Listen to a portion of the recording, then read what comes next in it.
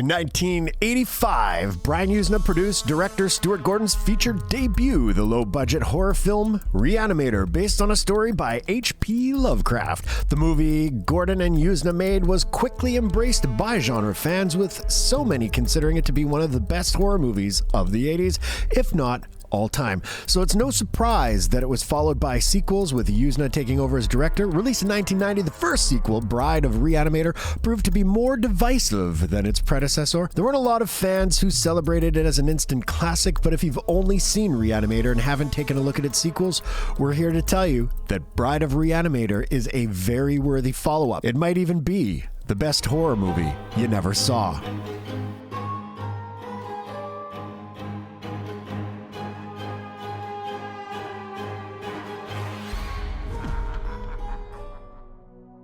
Stuart Gordon made Re-Animator because he felt that too many Dracula movies had been made and he wanted to see more Frankenstein stories. But rather than do another adaptation of Mary Shelley's Frankenstein novel, Gordon based his movie on a lesser-known but also public domain story, one written by H.P. Lovecraft.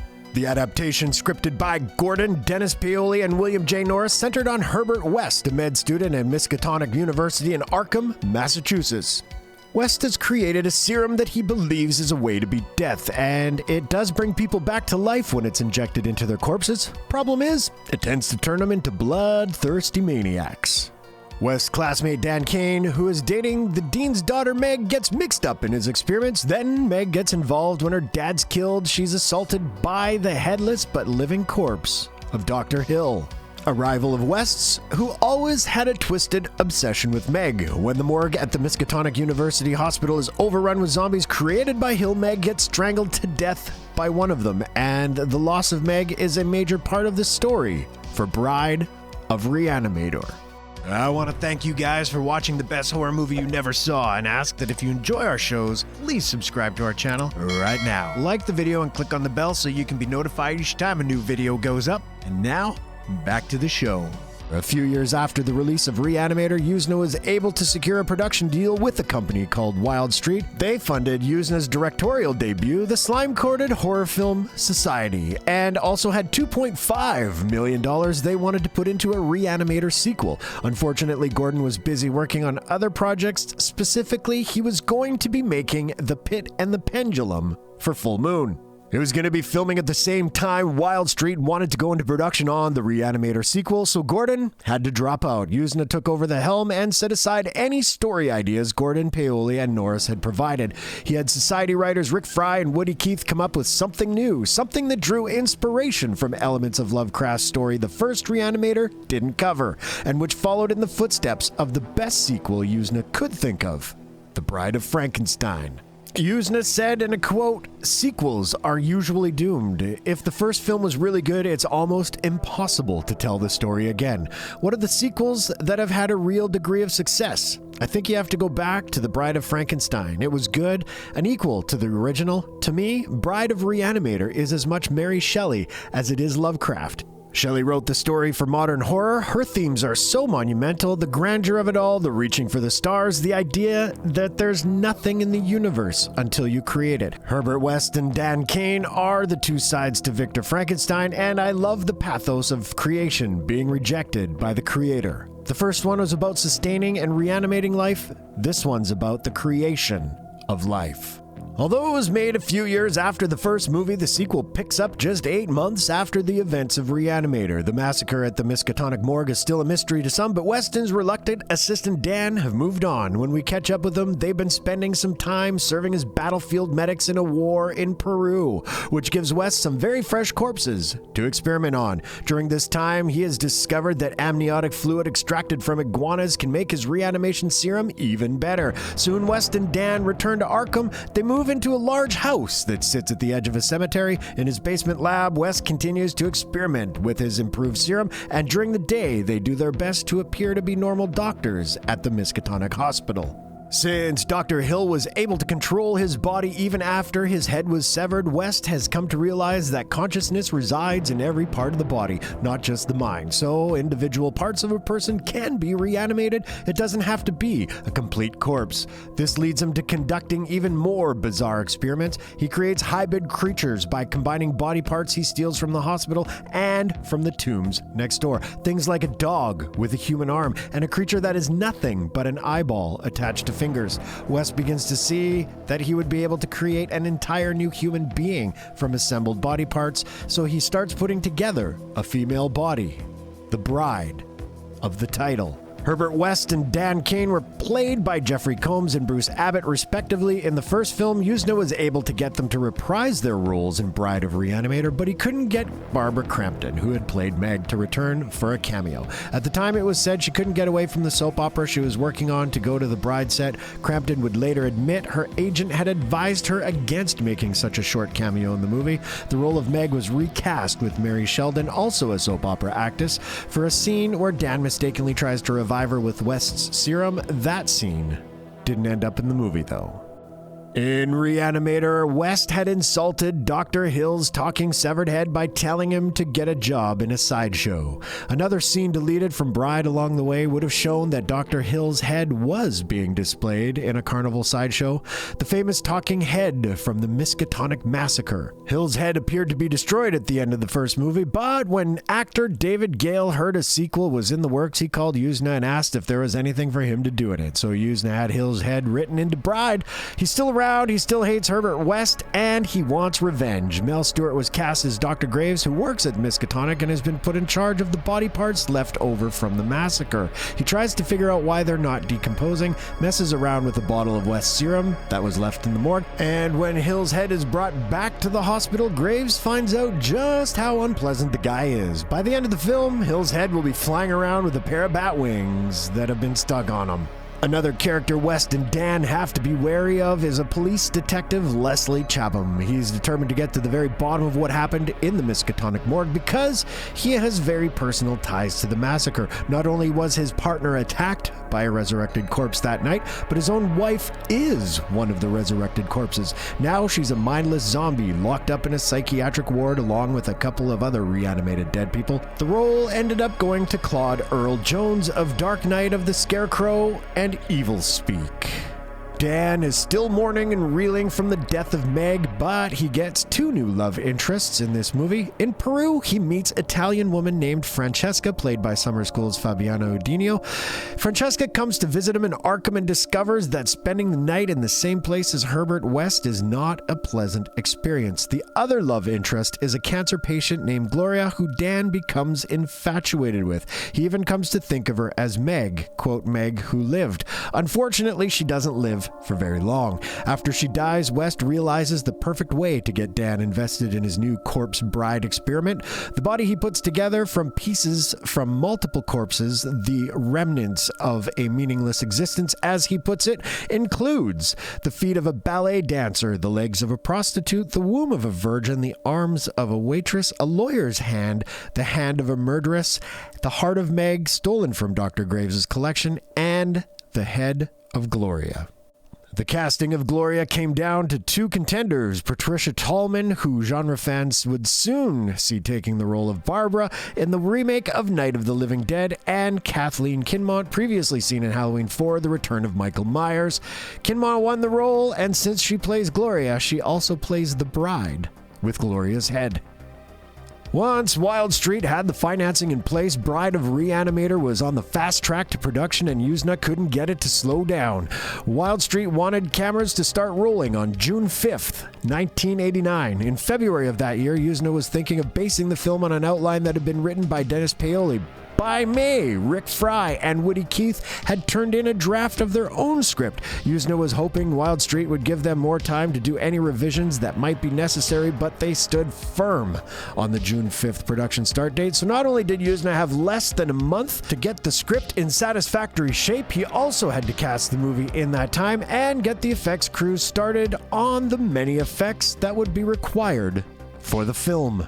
There were so many effects they had to be delegated to multiple companies. John Carl Buechler's Magical Media Industries worked on the first movie, so they were brought back for this one. The company's Mike Deek and Wayne Toth handled all of the effects that involved Dr. Hill's head. Tony Dublin of Dublin Effects created the fingers and eyeball creature, which was brought to life through Dave Allen's stop-motion animation. Dublin also created a puppet to play a dog with a human arm. Most of West's hybrid creations were the work of Screaming Mad George. Wayne Beauchamp did the mechanical effects, and K&B provided the gore and created the bride. Turning Kathleen Kinmont into the bride was a 6-hour process for the K&B crew. They had a large leg brace that they considered adding to the bride design. When they decided not to, they kept the brace so they could use it in a different movie. Leatherface wears it in Texas Chainsaw Massacre 3. The effects artist said they tried to make their work over the top in this one, as Yuzna didn't want subtlety. The director confirmed that, saying, "I hate movies that don't go far enough. I like to be outrageous." Stuart Gordon is against doing anything you couldn't do on stage. "As far as I'm concerned, every gimmick is worth pursuing. I really enjoy the fantasy stuff." And that's why the sights that were shown in Bride of Re-Animator are even more insane than when we saw in the first Re-Animator. Jeffrey Combs's performance as Herbert West has made the character a genre icon, but for a while it looked like he wouldn't be in this sequel. He had already been cast in Stuart Gordon's The Pit and the Pendulum, with its shooting schedule that conflicted with the schedule Wild Street demanded for Bride. Faced with having to recast West, Yuzna considered giving the role to Brian Bremer, who he had worked with in Society, and would later be cast in Silent Night, Deadly Night 5, The Toymaker. Just 11 days before Bride of Re-Animator had to start filming, The Pit and the Pendulum was delayed. Combs would be able to play Herbert West once again, after all. Once Combs was signed on and Yuzna was beyond the rush to get the project ready for filming, things seemed to go smoothly on Bride of Re-Animator. The cast and crew made it through the 6-week filming schedule without any serious issues, and everyone involved did a great job. Yuzna would end up feeling that the film was slightly compromised by the fact that it was done in a hurry, but there's no indication in the finished film that everything was thrown together as quickly as it was. The biggest problems arose when it came time for the film to make its way out into the world. It was not received positively by critics, who compared it unfavorably to the previous movie. It was called a rehash, a lesser copy of what had been done before. It also didn't receive a great release. Once set for a fall 1990 release by Taurus Entertainment, it was instead passed over to 50th Street Films, who sent an R-rated cut to theaters at the start of 1991. This theatrical release seems to have been rather minor, as there aren't even any box office records available online. The Bride of Re-Animator made its way to home video in both R-rated and unrated form. The film did receive some love from members of the Academy of Science Fiction, Fantasy, and Horror Films, who nominated it for Saturn Awards in 2 categories: Best Horror Film and Best Supporting Actor, Jeffrey Combs. The movie has never slipped into obscurity simply because it's connected to Re-Animator. It's always had a fan base because of that. It gives us another chance to watch Combs play Herbert West, which is appreciated, but it does deserve more positive attention than it gets. Bride of Re-Animator has the same uncomfortable atmosphere as the first film, but like many horror sequels, it also cranked up the humor element. There was already dark humor in Re-Animator, and Bride takes it even further. While Yuzna and the writers were smart to have West's experiments reach another level in the sequel, they were also aware his experiments in this one are absurd. The eyeball and the fingers creature, for example. There's a moment where West has nothing else going on, so he sticks an arm and a leg together and brings them to life. He gets kicked in the face for his trouble. Yuzna had fun making these experiments come off as comedic. The film never makes a joke of Herbert West, but he does have some very amusing lines. He just doesn't intend for them to be funny, like when Francesca storms out of their home after seeing that West has reanimated her dead dog and stuck a human arm on it. He tells Dan, "You're better off without her." He's being completely serious, but it's hilarious. Combs turned in another incredible performance here, securing Herbert West's place high on the list of all-time great mad scientists. Bruce Abbott is also great as West's sidekick Dan, who rarely agrees with what West is doing, but always sticks around. Abbott felt that Dan was, as he put it, a borderline wimp in the first movie, he was glad to find that the sequel gave him more layers of the character to play. He told Fangoria magazine, Dan gets a little demented, a little warped, he goes a bit further into the darkness. He's more affected by the turmoil and the guilt. The character is still clearly suffering from having Meg die in his arms. When Gloria dies as well, it pushes Dan over the edge, and West uses his grief to his advantage, putting Gloria's head and Meg's heart into his bride creation. Because the body parts have both of these women Dan cared about, he's just as into the bride as West is. Of course, everything goes terribly wrong. West's experiments never seem to turn out as intended. Those experiments gone wrong make for some great scenes, though. At one point, West and Dan are visited by Lieutenant Chavum while Finger Creature is running around inside their house. They have to deflect Chavum's suspicions while trying to keep the creature out of his sight. This scene could have come right out of a sitcom, a very twisted, strange sitcom. One of the funniest lines in the movie comes after West has killed and reanimated Chavum. Like most of the people West brings back to life, Chavum becomes a total maniac. Dan grabs the detective's gun, and West, who has figured out a dark secret about Chavum's past, wants him to shoot the whopping corpse. He urges Dan to pull the trigger by telling him, "He's a wife beater, Dan. Use the gun." Much like the Bride of Frankenstein, Bride of Re-Animator makes us wait until the climax of the film before the bride rises from the slab. In both films, it's worth the wait. And Kathleen Kinmont was definitely paying tribute to the original bride, Elsa Lanchester, with some of her movements. Everything involving the bride is terrific. Trouble enters the picture when Dan has to choose between a living woman, Francesca, and this woman he and West created from pieces of corpses. The only disappointment here is that the bride is only in the movie for roughly 10 minutes. Even Yuzna was left wishing there had been more screen time for her, and he tried to make up for that when he made Return of the Living Dead 3, which follows a young woman's unique transformation into a zombie over the course of the entire movie. Bride of Re-Animator is an exemplary sequel. It manages to recapture the feel of the first movie while finding its own tone with the increased humor. The script by Rick Fry and Woody Keith may have been rushed, but the story they told works perfectly. It continues the story of Herbert West in a smart and entertaining way, giving him new types of experiments to conduct while also dealing with the fallouts of the experiments in the first film.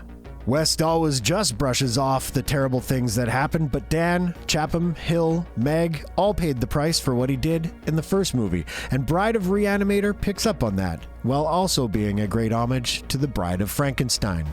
Yuzna has always wanted Re-Animator to be a bigger franchise than it turned out to be. By the time Bride wrapped production, he was already thinking of the next sequel beyond Re-Animator. There's still hope we'll see Jeffrey Combs as Herbert West and Bruce Abbott as Dan Kane again someday, but while we wait to see what the future holds for Re-Animator, Gordon and Yuzna made some great movies that we can keep going back to. Thank you for watching our show. If you like what you see, please subscribe to our JoBlo Horrors original channel. Tell your friends who like this sort of content and turn on the bell to receive notifications for all our latest videos. We're an independent company, and we appreciate all your support.